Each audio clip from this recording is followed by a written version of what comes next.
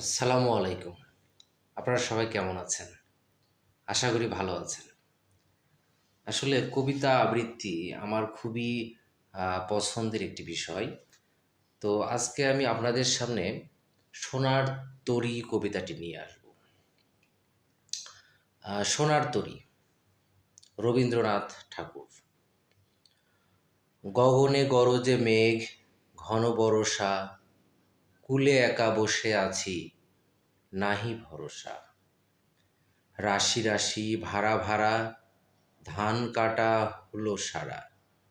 ভরা নদী ক্ষুরধারা, খর পরশা, কাটিতে কাটিতে ধান এলো বরষা। একখানি ছোট ক্ষেত, আমি একেলা, চারিদিকে বাঁকা জল করিছে খেলা। পরপারে দেখি আঁকা তরু ছায়া মসি মাখা। গ্রামখানি মেঘে ঢাকা, প্রভাত বেলা। এপারেতে ছোট ক্ষেত, আমি একেলা। গান গেয়ে তরিবে কে আসে পারে, দেখে যেন মনে হয় চিনি উহারে। ভরা পালে চলে যায়, কোনো দিকে নাহি চায়, ঢেউগুলি নিরুপায় ভাঙে দুধারে। দেখে যেন মনে হয় চিনি উহারে।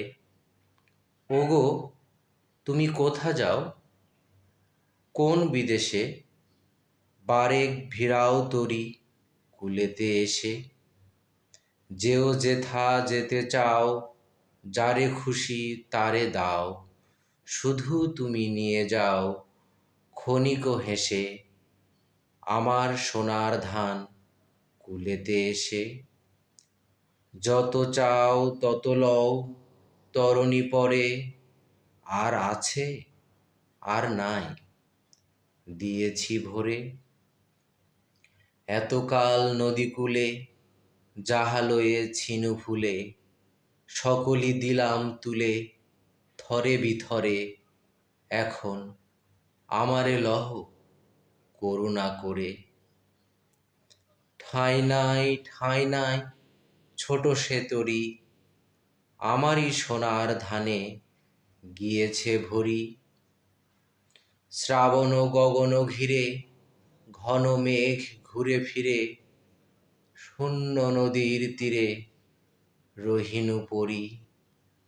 যাহা ছিল নিয়ে গেল সোনার তরী। আসলে এটি আমার খুবই ভালো লাগার একটি কবিতা। এটি যখন এই কবিতাটি আসলে রবীন্দ্রনাথ লিখেছেন আম, অনেক গভীর বিষয়কে কেন্দ্র করে। তো আপনাদেরকে এই বিষয়টা আমি একটু বলে দিতে চাই যে আসলে কবিতাটা কি নিয়ে। অ্যাকচুয়ালি সোনার তরী, তরী মানে তো আমরা জানি নৌকা। নৌকা তো কখনো সোনার হতে পারে না।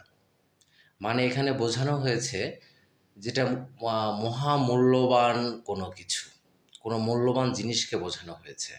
তো সেই মূল্যবান জিনিসটা হচ্ছে আমাদের মহাকাল, আমাদের সময়। সময় যেটা চলে যায় সেটা কিন্তু আর কখনো কোনোদিন আমরা আর ব্যাক করতে পারি না, বা ব্যাক আর আসে না। তো সময়টা এসে কবিকে নিচ্ছে না, কিন্তু কবির সৃষ্টিটাকে নিচ্ছে। কবির যে অমর সৃষ্টি, গান, কবিতা, এগুলো সব সময়টা এসে নৌকার মতো করে নিয়ে যাচ্ছে। কিন্তু কবি কিন্তু একসময় সময়ের কাছে হেরে যাবে। কবিকে কিন্তু হেরে যেতে হবে এই মহাবিশ্বের নিয়মে।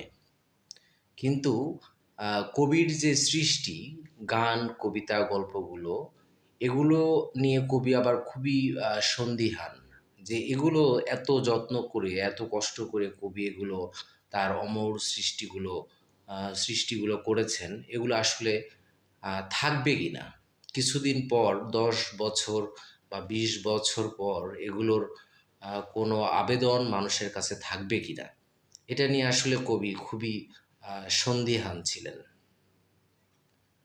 তো এই হলো এই কবিতার আর কি বিষয়বস্তু। তো আপনারা সবাই ভালো থাকবেন। আসসালামু আলাইকুম।